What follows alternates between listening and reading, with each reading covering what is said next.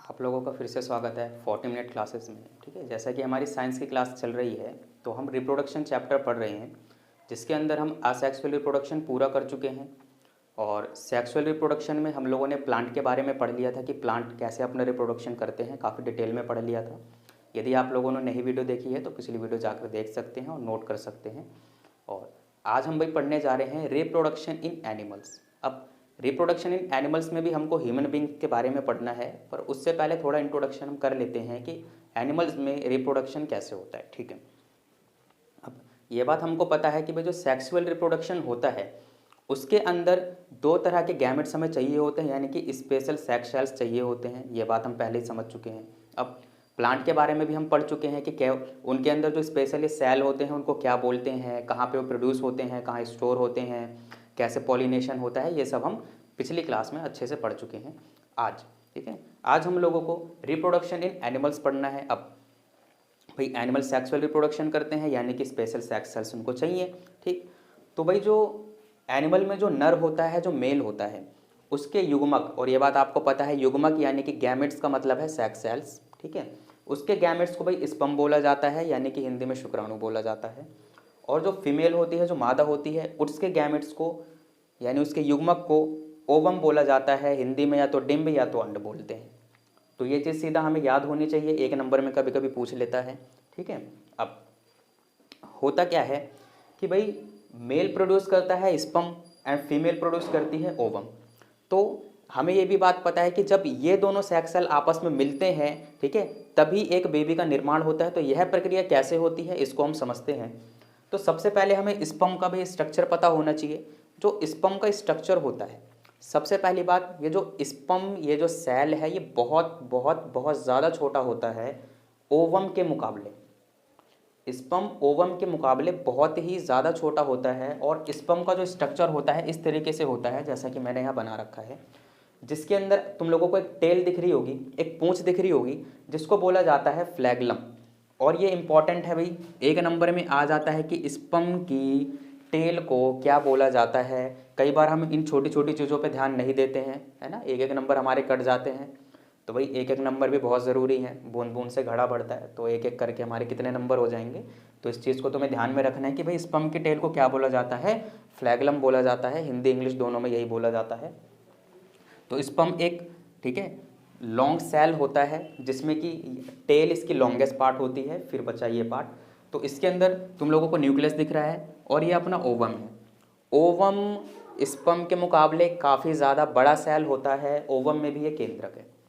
तो भाई जो मेल स्पर्म होगा वो रिलीज होगा और किसके पास जाएगा, ओवम के पास जाएगा। अब ओवम के पास, जैसे कि मैंने यहाँ पे बना रखी हैं 3 फिगरें, यहाँ पे ओवम के पास जा रहा है। फिर क्या होगा, जैसे ये ओवम के बिल्कुल पास पहुँच जाता है, जैसे ही ये ओवम के बिल्कुल पास पहुँच जाता है तो ओवम, सॉरी, जो ये स्पर्म का जो आगे वाला पार्ट है और जो टेल है, ये दोनों अलग हो जाते हैं। और जो आगे वाला पार्ट है वो ओवम के अंदर एंटर कर जाएगा, जैसे कि यहाँ पे दिख रहा है कि ओवम के अंदर ये एंटर कर चुका है। फिर ओवम के अंदर एंटर करने के बाद जो स्पर्म का न्यूक्लियस होता है और जो ओवम का न्यूक्लियस होता है आपस में फ्यूज़ हो जाते हैं, यानी कि वो आपस में मिल जाते हैं। और मिलने के बाद वो धीरे धीरे ये सेल डिवीज़न होता है, ठीक है।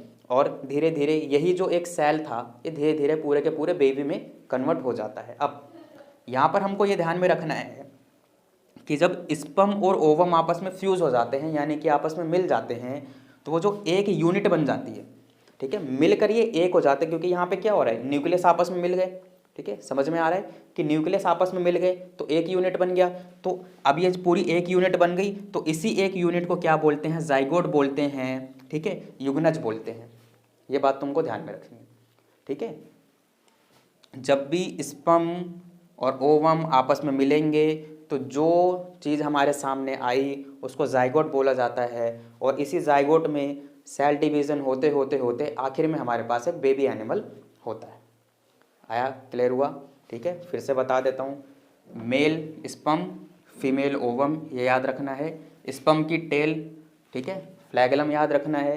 मिलने के बाद जो यूनिट बनती है उसको जाइगोट बोलते हैं, युग्नज बोलते हैं, ठीक है। और ये जो प्रक्रिया हमने यहाँ पर करी है, ये जो प्रक्रिया हमने यहाँ पर देखी कि जो स्पर्म होता है, ठीक है, ओवम में एंटर करने के बाद जो उसका न्यूक्लियस उससे फ्यूज़ हो जाता है, मिल जाता है, इस पूरी प्रक्रिया को बोलते हैं फर्टिलाइजेशन। और फर्टिलाइजेशन हम लोग वही प्लांट में भी देख चुके थे, ठीक है। वहाँ पे भी क्या हो रहा था, जो पोलन ग्रेन हो रहा था वो, ठीक है, ओवम से मिल रहा था, ठीक है। उसके बाद वो पकने के बाद वो सीड में बन जा रहा था, जो ओवेरी थी वो फल के अंदर बन जा रही थी। वो जो मिलने का जो प्रोसेस था उसको हमने क्या नाम दिया था, फर्टिलाइजेशन नाम दिया था ना। दो तरीके से होता है भाई, जो पूरा रिप्रोडक्शन होता है प्लांट में, पॉलिनेशन होता है, फर्टिलाइजेशन होता है, ठीक। तो उसमें फर्टिलाइजेशन में भी यही चीज़ थी, जब दो सेल मिलकर एक यूनिट बना लेते हैं, और यहाँ भी वही चीज़ है, ठीक। अब तो इतनी बात हमने जब समझी तो इसका मतलब हमें पता लगा जो एनिमल के अंदर रिप्रोडक्शन होता है, जो प्रजनन होता है, उसके अंदर कौन कौन सी प्रक्रियाएं होती हैं। एक तो फॉर्मेशन ऑफ गैमेट्स यानी युग्मक का बनना, और ज्वाइन टू फॉर्म जाइगोट यानी कि फर्टिलाइजेशन वाली प्रक्रिया, ठीक है। युग्मक का बनना प्लस फर्टिलाइजेशन वाली प्रक्रिया, और जो ये जाइगोट होता है ये किस में बदल जाता है, बेबी एनिमल में। तो यहाँ से लेके यहाँ तक की प्रक्रिया किसके अंदर आ गई, रिप्रोडक्शन के अंदर आ गई है, ठीक है। यहाँ तक तुम लोगों को क्लियर हो गया होगा, इस चीज़ को उतार लो, फिर नेक्स्ट टॉपिक पे चलते हैं, ठीक है भाई। आप लोगों ने उतार लिया होगा, ठीक है। इस आप वो टॉपिक बिल्कुल क्लियर हो चुका है, ठीक है। अब नेक्स्ट टॉपिक है हमारा प्यूबर्टी यानी कि यौवन अवस्था या परिपक्वता, ठीक। अब प्यूबर्टी की एज कहते किसे हैं, ठीक है। आम भाषा में तो बहुत सुना होगा भाई, प्यूबर्टी की एज आ गई है इसकी, या आम भाषा में इसको टीन एज बोल दिया जाता है, ठीक है। और टीन एज क्यों बोलते हैं हम इसको समझते हैं। सबसे पहले जान लेते हैं कि प्यूबर्टी होती क्या है, ठीक है, यानी यौवन अवस्था हम बोलते किसे हैं। अब भाई तुम लोगों ने ऑब्जर्व किया होगा, जब बच्चे छोटे होते हैं, ठीक, एकदम पिद्दू पिद्दू से होते हैं, तो हमको ये समझ में नहीं आता लड़का है या लड़की है। जब हम ऊपर से देखते हैं नहीं समझ में आता है ना। क्यों नहीं समझ में आता है, देखो उसके पीछे भी रीज़न है, वही चीज़ हम समझने जा रहे हैं, ठीक। तो समझाता हूँ। जब बच्चे छोटे होते हैं तो हमें ये समझ में नहीं आता है कि वह नर है या मादा है, क्योंकि लगभग कम उम्र में सभी का जो शरीर की बनावट होती है ऊपर से वो लगभग एक सी होती है। ऐसा इस वजह से होता है क्योंकि अभी उतने छोटे बच्चे में, ठीक है, अभी वो चेंजेस आते ही नहीं हैं, ठीक। वो चेंजेस कब आना शुरू होते हैं, वही उम्र होती है प्यूबर्टी की, जब चेंज ज़्यादा, ठीक है, अच्छे रूप से हमको जो दिखने लगते हैं, तो वह एज है प्यूबर्टी, यानी कि the age at which the gametes begin to produce and the male and female become sexually mature. यानी कि एक ऐसी उम्र जब जो नर या मादा गैमेट्स यानी कि युग्मक को, ठीक है, प्रोड्यूस करना शुरू कर देते हैं, ठीक है, यानी उसे पैदा करना शुरू कर देते हैं, और वो लैंगिक रूप से, ठीक है, यानी कि सेक्सुअली मैच्योर हो जाते हैं, ठीक है। यानी कि जो उनके, ठीक है, रिप्रोडक्टिव ऑर्गन है वो पूरी तरीके से बन जाते हैं या मैच्योर हो जाते हैं, या वो वर्क करने के लिए पूरी तरह से तैयार होते हैं, वो एज कहलाती है प्यूबर्टी की एज, ठीक है, यानी कि यौवन अवस्था वह कहलाती है, ठीक है। तो अब इस उम्र में होता क्या है, ठीक, इस उम्र में भाई ये होता है कि इस उम्र में बहुत ज़्यादा चेंजेस देखने को मिलते हैं मेल और फीमेल में, ठीक है, एकदम अचानक से सडन चेंज आने लगता है। और ऐसा इस वजह से होता है क्योंकि यह एज आने पर जो हमारा शरीर होता है वो सेक्स हार्मोन रिलीज करना शुरू कर देता है या बनाना शुरू कर देता है। तो जो सेक्स हार्मोन का काम होता है, वो सेक्स हार्मोन का काम ही यही होता है कि वो जो हमारे रिप्रोडक्टिव ऑर्गन होते हैं एक तो उनको मैच्योर बनाए और हमारी बॉडीज़ में चेंज लाता है, ठीक है। वह चेंज आना ज़रूरी है, ठीक है। वह चेंज आना इसलिए ज़रूरी है क्योंकि हमें आगे चलकर रिप्रोडक्शन करना है, और उस रिप्रोडक्शन को अच्छे से होने के लिए या उस बेबी को जन्म देने के लिए वो चेंजेस होना ज़रूरी है। ये हमारा शरीर पहले से अडेप्टेड है कि इस एज में आना वो शुरू होते ही सेक्स हार्मोन रिलीज होंगे और चेंज आना शुरू हो जाएंगे। अब मेल के अंदर जो हार्मोन निकलता है उसको टेस्टोस्टेरोन बोलते हैं, और फीमेल के अंदर दो तरह के सेक्स हार्मोन होते हैं, एस्ट्रोजन एंड प्रोजेस्टेरोन, ठीक है। इसको एस्ट्रोजन प्रोनाउंस करेंगे, एस्ट्रोजन एंड प्रोजेस्टेरोन। तो मेल के अंदर जितने भी चेंजेस आते हैं वो किस हार्मोन की वजह से आते हैं, टेस्टोस्टेरोन की वजह से आते हैं, ठीक है। तो टेस्टोस्टेरोन जब किस उम्र में भाई रिलीज होना स्टार्ट हो जाता है वह है, ठीक है, मेल में जो उम्र होती है वो ज़्यादा होती है, फीमेल में थोड़ी उम्र कम होती है, यानी कि फीमेल कम उम्र से ही थोड़ा वो उनके अंदर चेंजेस आना शुरू हो जाते हैं, और मेल में थोड़ा बाद से होते हैं, ठीक है। जैसे कई बच्चों की हाइट वाइट नहीं बढ़ती है तो लोग बोलते नहीं अरे उम्र आएगी बढ़ जाएगी, उम्र आएगी बढ़ जाएगी। तो किस उम्र की बात कर रहे हो, प्यूबर्टी की बात कर रहे हैं। तो भाई टेस्टोस्टेरोन क्या चेंज करता है, एक तो लड़कों की आवाज़ जो है मोटी हो जाती है, क्रैक हो जाती है, बात समझ में आई। अब इसी एज में क्या होता है, तुम लोग यहाँ पे देखोगे कि कईयों के यहाँ बाहर निकला होता है, जैसे पता नहीं मेरा दिख रहा है कि तुम लोगों को नहीं दिख रहा है, इसको बोलते हैं एडम्स एप्पल, ठीक। तो ये भी इस उम्र में बाहर आना शुरू होता है, ठीक है। ये हमारा जो वोकल कॉर्ड होता है, या इसको हम बोलें वॉइस बॉक्स हम बोलें, तो ये बड़ा होना शुरू हो जाता है बॉयज़ में, ठीक है। ये बड़े होने की वजह से क्या होता है, हमारी आवाज़ मोटी होने लगती है, फटने लगती है। तो जब ये बॉक्स बड़ा होगा तो ये बाहर की ओर दिखने लगता है, इसको ही एडम एप्पल बोलते हैं, जो हमारी चोंच से निकली हुई है। तो इसी वजह से हमारी वॉइस डीप हो जाती है, ठीक है। ये सारा टेस्टोस्टेरोन का काम है जो कर रहा है। जो हमारी छातियाँ होती हैं, हमारे कंधे होते हैं लड़कों के, ठीक है, लड़कों के चौड़े होने लगते हैं। और ये जो हेयर जेंटल एरिया में आना, ठीक है, ये मेल फीमेल दोनों में होता है। जैसे कि हमारे बाजुओं में आना, या जो हमारी मतलब जो प्राइवेट जो पार्ट्स होते हैं वहाँ पे बाल आना, ठीक है, ये दोनों में कॉमन है, ठीक। और साथ में क्या होता है, लड़कों में ब्रेड एंड मस्टेच भी आना, यानी कि दाढ़ी मूछ भी आना स्टार्ट हो जाता है, ठीक है। इसी उम्र से आता है, पहले थोड़े रोए रोए से आते हैं, धीरे धीरे यही जो बाल हैं मोटे होने लगते हैं और वो डार्क होने लगते हैं, ठीक। और तो लड़कों में ये चेंज आता है, और अचानक से देखो हाइट भी बढ़ना इसी उम्र में स्टार्ट होती है। और लड़कियों में इन हॉर्मोन्स की वजह से क्या चेंज आता है, एक तो जो मेमोरी ग्लैंड होती है, यानी कि जो चेस्ट होती है, ठीक है, एक तरह की ग्लैंड है। ग्लैंड उस चीज़ को बोलते हैं जो कुछ ना कुछ रिलीज़ करे, है ना, कोई लिक्विड रिलीज़ करे। तो ग्लैंड्स के बारे में हम पढ़ चुके हैं, ठीक है। अगर नहीं पढ़ा है तुम लोगों ने तो क्लास आगे मैं कर दूंगा इसको, तो देख लेना तुम लोग। तो भाई ये जो चेस्ट होती है गर्ल्स में, वो भी एक तरह की ग्लैंड है, क्योंकि वो मिल्क वगैरह रिलीज़ करती है। तो चेस्ट क्या होती है, इंक्रीज़ होना शुरू हो जाती है इस उम्र से। और क्या होता है, लड़कियों में एक्स्ट्रा फैट जो है इकट्ठा होना शुरू हो जाता है शरीर में, जैसे कि थाइज हो गई यानी जांघें होगी, और जो हिप हो गई, ठीक। और सबसे इम्पोर्टेंट मेंस्ट्रुएशन साइकिल लड़कियों में स्टार्ट हो जाती है। इसके बारे में हमें काफ़ी डिटेल में पढ़ना है, क्यों होता है, कब होता है, कैसे होता है, क्या प्रिकॉशंस हैं इसके, सब कुछ पढ़ना। तो इस बीच में जितना ये हमने पढ़ा, हमें इतना पता होना चाहिए असल में प्यूबर्टी एज होती क्या है। वह है जिसके अंदर गैमेट्स भाई रिलीज होना स्टार्ट हो जाएं और बॉडीज़ में चेंज आने लगते हैं, यानी कि हम सेक्सुअली मैच्योर होने लगते हैं। तो वही एज कहलाती है ये। लड़कों में थोड़ा उम्र ज़्यादा है, लड़कियों में कम है। और यहाँ लगभग, ठीक है, 13 से 19 साल तक ये जो सारे चेंज होने होते हैं 13 से 19 साल तक में होते हैं। अब भाई जैसे मैंने बोला 12, अब मैं 13 पे आया, तो 13, 14, 16 अप टू 19, इसमें 13 से लेकर 19 तक देखोगे तो टीन आ रहा है। तो इसी वजह से इसको क्या बोल देते हैं, टीन एज, यानी कि इस उम्र के बच्चों को बोला जाता है टीनेजर। और टीनेजर में ही ये सारे चेंज होते हैं, ठीक।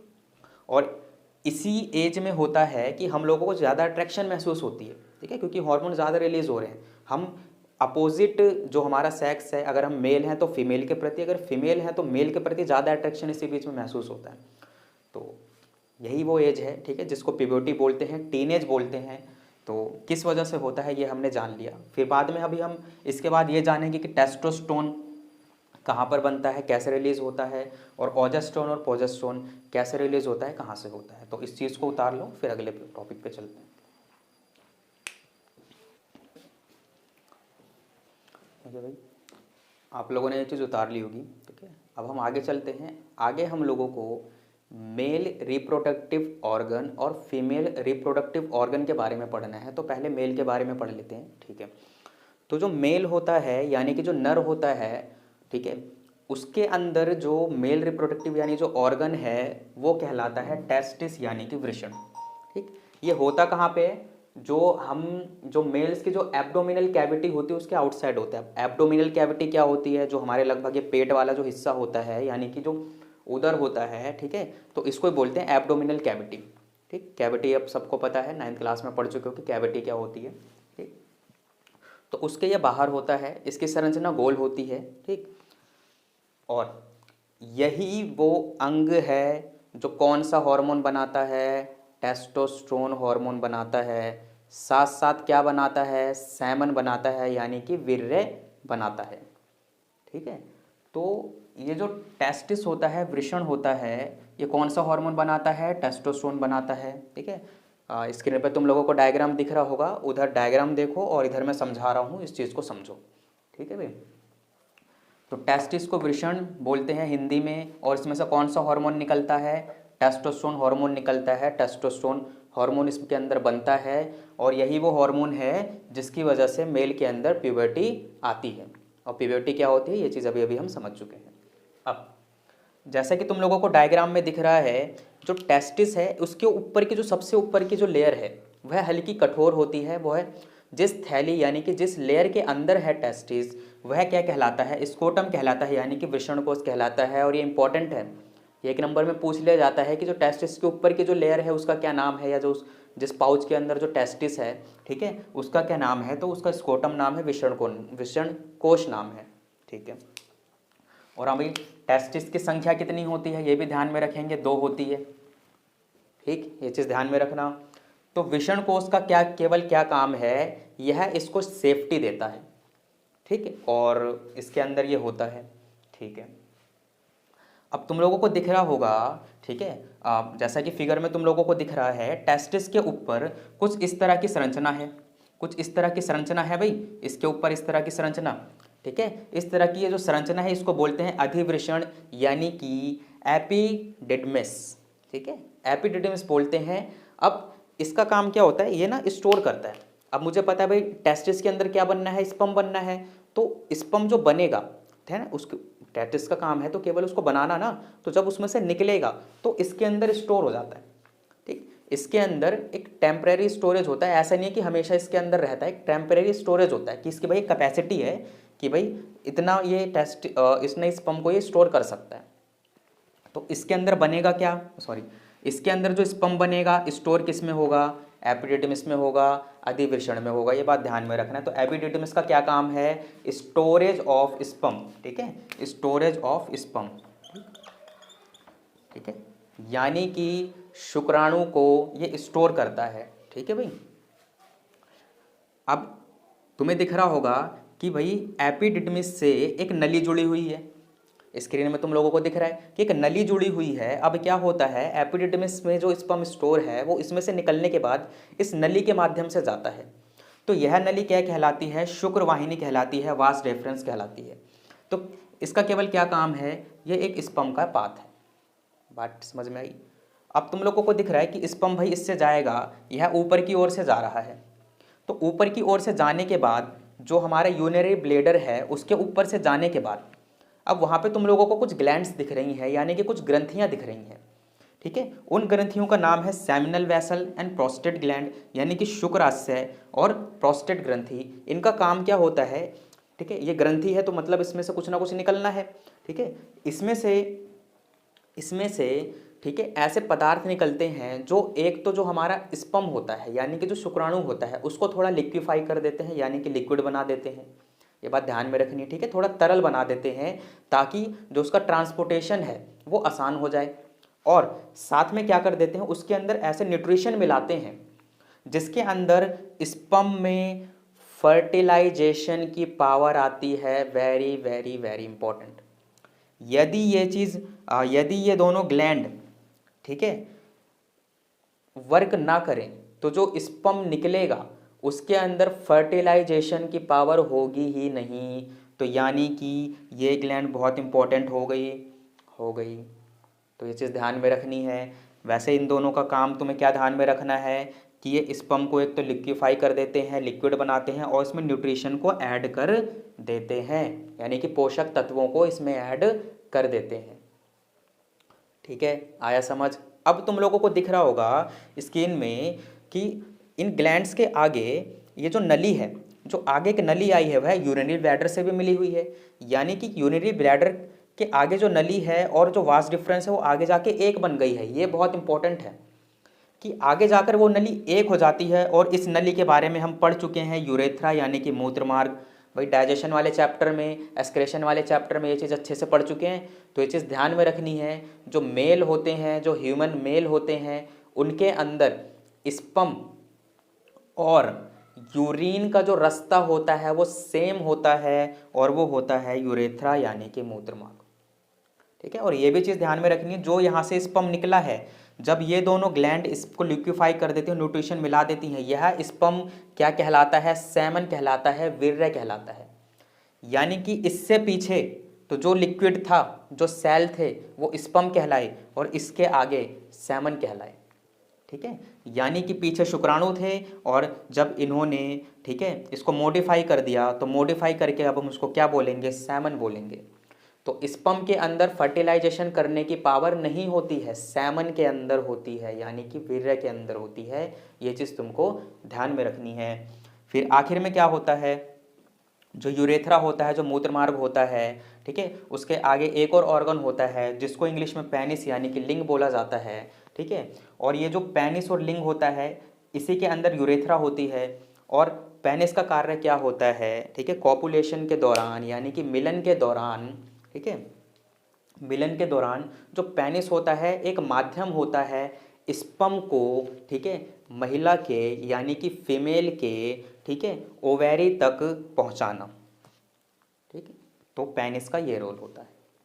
बात आई समझ में, ठीक है। तो ये चीज़ था अपना मेल रिप्रोडक्टिव सिस्टम या ऑर्गन। आ गया समझ, ठीक है। एक बार फिर से रिवाइज कर लेते हैं। सबसे पहले भाई जो टेस्टिस होता है एब्डोमिनल कैविटी के बाहर होता है। टेस्टिस की संख्या 2 होती है। इसके ऊपर के लेयर को स्क्रोटम बोलते हैं यानी कि वृषण कोष बोलते हैं, ठीक है। अब स्क्रोटम का भी काम खत्म। अब क्या होता है, टेस्टिस के ऊपर एक तरह की जो संरचना पाई जा रही है उसे एपिडिडमिस बोलते हैं। एपिडिडमिस का काम क्या होता है, स्पर्म को स्टोर करना।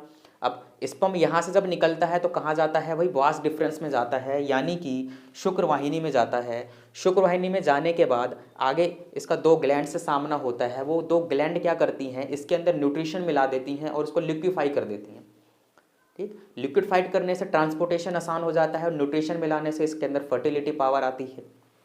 और वह किस में चेंज हो जाता है, सेमन में चेंज हो जाता है, वीर्य में चेंज हो जाता है। फिर यूरेथ्रा जो सेम मार्ग होता है, ठीक है, वहाँ पे जाकर ये पेनिस के माध्यम से इसको रिलीज किया जाता है, ठीक है। तो यहाँ तक समझ में आ गया, इसको नोट कर लेना। और ये भी चीज़ ध्यान में रखना, जो मेल होते हैं उसके अंदर यूरिन का और सेमन का जो पाथ होता है वो सेम होता है, ठीक। तो इसको नोट कर लो, ठीक है भाई। तुम लोगों ने ये चीज़ नोट कर ली होगी और उम्मीद करता हूँ बहुत अच्छे से समझ में आ गया होगा, ठीक है। आज की वीडियो हम यहीं पे रहने देते हैं, काफ़ी लेंथी हो रही है। तो अगली क्लास में हम लोग फीमेल रिप्रोडक्टिव सिस्टम करेंगे और कुछ प्रिकॉशंस हमें पढ़नी है। और मेरे हिसाब से तो अगली क्लास में चैप्टर ख़त्म हो जाएगा। तो अगर क्लासेस समझ में आ रही हैं और तुमको ये बात पता है कि ये तुम्हारे काम ज़रूर आने वाली है, और ये भी बात मुझे पता है कि 1 नंबर भी मिस नहीं करना चाहते, इसलिए वीडियो को भी मिस नहीं करना चाहते, तो क्या कर सकते हो, सब्सक्राइब कर सकते हो और नोटिफिकेशन का आइकन भी दबा सकते हो, ताकि तुम्हें पता लगता रहे जब भी कोई वीडियो अपलोड होगी तो, है ना। और दूसरों को भी शेयर करो, ठीक है भाई। अकेले अकेले फ़ायदा मत उठाओ, दूसरों को भी शेयर करो कि भाई देख इसमें से आएगा। और क्योंकि बेस्ट कंटेंट मैं दे रहा हूँ और जो भी प्रैक्टिस भी कराने वाला हूँ ना, उसमें से 1 नंबर का नहीं छोड़ेंगे कि एग्जामिनर कहीं से भी फालतू दे सके। इतनी प्रैक्टिस करा दूंगा, अभी तो हमारी क्लासेस चल रही हैं, प्रैक्टिस सीजन जब चलेगा इतनी प्रैक्टिस करा दूंगा कि ओरली याद हो जाएगा, ठीक। तो ये तुम्हारे लिए फ़ायदेमंद है, तो इसलिए शेयर भी करो, लाइक भी करो और सब्सक्राइब भी करो। तो आज के लिए इतना ही, थैंक यू।